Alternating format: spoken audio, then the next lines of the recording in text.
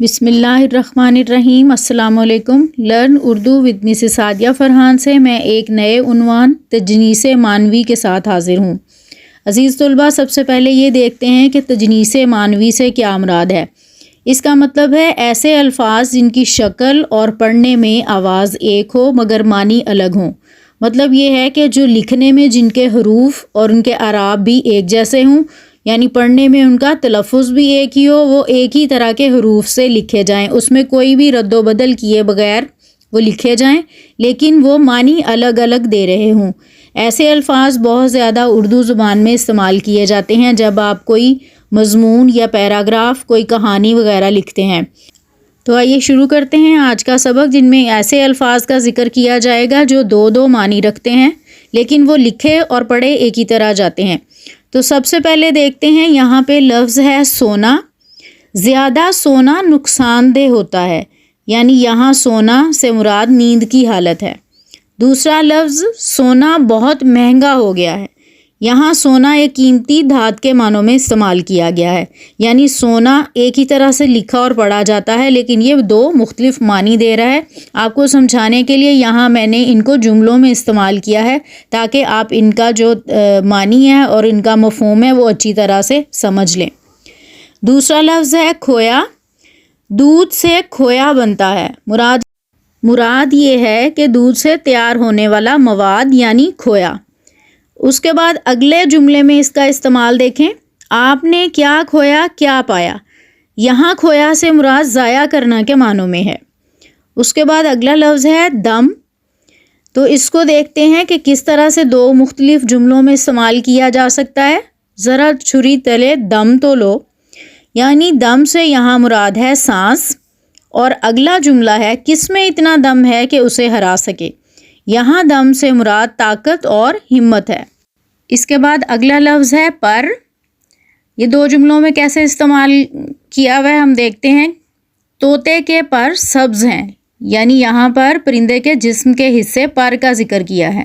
اور دوسرا جملہ دیکھتے ہیں، طوطا درخت پر بیٹھا ہے، یہاں پہ آپ نے پر کو حرف اضافت کے طور پہ استعمال کیا ہے، یعنی جملوں کے درمیان رابطہ پیدا کرنے کے لیے حروف استعمال کیے جاتے ہیں جو اگر استعمال نہ کیے جائیں جملے میں تو جملے کا کوئی ربط نہیں بنتا۔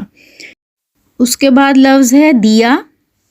اس نے اپنا قلم مجھے دے دیا ہے، یعنی حوالے کر دیا ہے۔ دوسرا جملہ ہے اس نے مزار پر دیا جلایا ہے، یعنی یہاں پہ دیا کا معنی چراغ ہے۔ اس کے بعد لفظ ہے 100۔ میرے پاس 100 کا نوٹ ہے، یعنی آپ عدد کا ذکر کر رہے ہیں، 100۔ وہ آج جلدی سو گیا، یعنی نیند کی حالت کا یہاں پہ ذکر کیا جا رہا ہے۔ عزیز طلباء، آپ نے دیکھا دو لفظ کیسے دو مختلف جملوں میں مختلف معنوں میں استعمال کیے جا رہے ہیں، جبکہ ان کا تلفظ اور ان کے جو لکھنے کا طریقہ ہے، ان کی شکل ہے، وہ ایک ہی ہے۔ اگلا لفظ ہے 2۔ میں نے فقیر کو 2 روپے دیے، یعنی یہاں دوبارہ عدد کا ذکر کیا جا رہا ہے، تعداد کا ذکر کیا جا رہا ہے۔ اور دوسرا جملہ ہے اپنی کتاب مجھے دے دو، یعنی حوالے کر دو۔ اس کے بعد ہے قلم۔ میرا قلم بہت قیمتی ہے، یعنی لکھنے کا جو سامان ہے، آلہ ہے، اس کا ذکر یہاں پہ کیا جا رہا ہے۔ دوسرا جملہ ہے بادشاہ نے چور کا سر قلم کروا دیا، یعنی یہاں قلم کرنے سے مراد کاٹنا کے ہیں۔ اگلا لفظ ہے یہاں پہ کان۔ اس کو کس طرح سے دو مختلف جملوں میں استعمال کیا ہے، آیت دیکھتے ہیں۔ میرے کان میں درد ہے، یعنی جسم کے حصے کی بات کی جا رہی ہے۔ دوسرا جملہ ہے کھیوڑا کی نمک کی کان دنیا میں مشہور ہے، یہاں پہاڑ سے کھود کر کچھ معدنی دھات یا شے نکالی جاتی ہے، اس کان کا ذکر کیا جا رہا ہے۔ اس کے بعد لفظ ہے بین۔ عورتیں میت پر بین ڈال رہی تھیں، یعنی یہاں بین سے مراد رونا ہے۔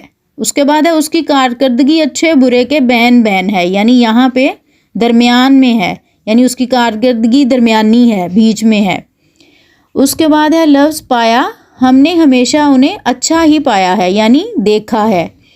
اس کے بعد بکری کا پایا فریج میں رکھا ہے، مطلب یعنی یہاں بکری کے جسم کے حصے کا ذکر کیا جا رہا ہے۔ پھر لفظ ہے شام۔ ملک شام اسلامی ملک ہے، یعنی یہاں ایک اسلامی ملک شام کا ذکر کیا جا رہا ہے۔ دوسرا جملہ ہے شام کو ہم مل کر کھیلتے ہیں، یعنی دن کے تیسرے پہر شام کی بات کی جا رہی ہے۔ عزیز طلبہ آگے دیکھتے ہیں. گھڑی، میری گھڑی بہت قیمتی ہے، یہ مجھے تحفے میں ملی ہے. یعنی یہ کلائی پر باندھنے اور وقت بتانے کی چیز ہے جس کا ذکر ہو رہا ہے. دوسرے جملے میں گھڑی کا کیسے استعمال کیا جا رہا ہے؟ وہ 2 گھڑی آرام سے نہیں بیٹھتا. مطلب یہ کہ یہاں پہ وقت کے کسی لمحے کا تذکرہ کیا جا رہا ہے. اگلا لفظ ہے لب. یہ دیکھیں کیسے 2 جملوں میں مختلف معنوں میں استعمال ہو رہا ہے.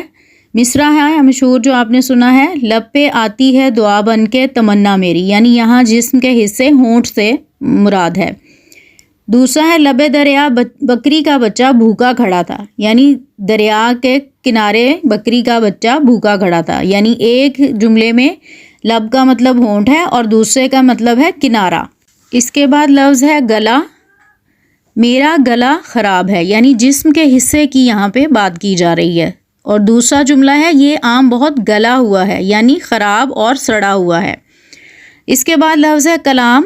علامہ اقبال کا کلام ساری دنیا میں مشہور ہے، یعنی یہاں پہ کلام اشعار، شاعری اور شعری مجموعے کے طور پہ استعمال ہوا ہے.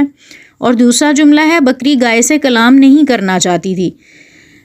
علامہ اقبال کی نظم گائے اور بکری سے آپ نے دیکھا تھا، ان کا نظم ان کی دیکھی ہوگی. یہاں پہ اسی سے جملہ لیا گیا ہے، یعنی یہاں کلام سے مراد بات کرنا ہے. عزیز طلبہ، آج کے موضوع تجنیس معنوی کو مثالوں کے ذریعے جس طرح تفصیلاً سمجھایا گیا، آپ یقیناً اچھی طرح واقف ہو گئے ہوں گے کہ اگر 2 ایک جیسے ہم شکل اور ہم آواز الفاظ کسی جملے میں استعمال کرنا ہوں تو کیسے ان کے معنی ذہن نشین کرنے ہیں. انشاءاللہ اگلے سبق کے ساتھ دوبارہ حاضر ہوں گی. شکریہ. اللہ حافظ.